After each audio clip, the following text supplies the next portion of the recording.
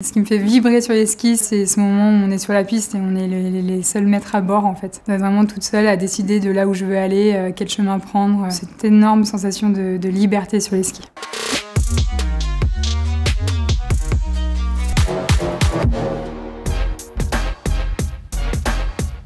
J'ai découvert le ski toute petite. J'habite en Savoie, très proche de stations de ski. Et donc j'ai commencé le ski avec l'école, en sport scolaire. Je me souviens de mes premières glisses au jardin d'enfants des Saisies. Ce qui me fait vibrer sur les skis, c'est ce moment où on est sur la piste et on est les seuls maîtres à bord en fait. On est vraiment toute seule à décider de là où je veux aller, quel chemin prendre. Cette énorme sensation de liberté sur les skis. Je me souviens quand même très précisément de la toute première aux Jeux paralympiques à Sotchi, c'était en descente. Cette première victoire, c'était l'accession à un rêve en fait, à ce rêve que fait un athlète olympique ou paralympique, c'est de gagner l'or lors de Jeux. Et puis à la fois c'est aussi la fin de quelque chose, parce que la fin de cette quête de la première et le début du reste de l'aventure. Je pense que c'était aux Jeux de Pyeongchang en 2018. J'avais depuis quelques années un peu le leadership dans ma catégorie. On avait fait une super préparation, je me sentais à l'aise sur la piste, à l'aise sur mes skis, à l'aise avec l'équipe et du coup je sentais qu'il ne pouvait pas m'arriver grand chose. 90 tubes. Je sais pas, il faudrait que j'en gagne 2, ce sera plus simple, non?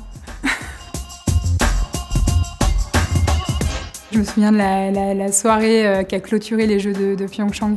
Donc je venais de gagner la médaille de slalom, on venait de faire la cérémonie de clôture et en fait ça a été une fête où il y avait toute la délégation, staff, athlètes et il y avait aussi nos familles qui avaient pu venir et en fait il y avait plus de limites. On a tous explosé de joie parce qu'on avait fait une des Paralympiades vraiment magnifique, tout le monde avait fait des très belles performances et juste on était là, on vivait ce moment présent et je crois que c'est un de mes plus beaux souvenirs de célébration. Ouais.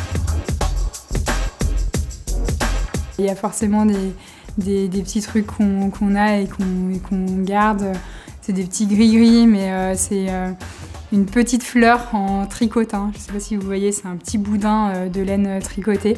Et en fait, ça fait une fleur bleu, blanc, rouge. Et en fait, c'est la femme d'un de mes anciens collègues d'équipe qui me l'avait offert à Vancouver. Et cette petite fleur, elle est accrochée sur mon sac de ski que j'emmène avec moi sur les pistes.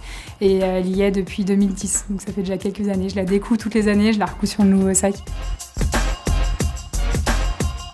On compte sur vous pour nous suivre derrière les télés et puis pour nous envoyer des petits messages parce que c'est toujours hyper important de se sentir soutenu, accompagné, suivi. Ça nous donne toujours beaucoup de force dans les bons comme dans les mauvais mouvements. Donc on compte sur vous.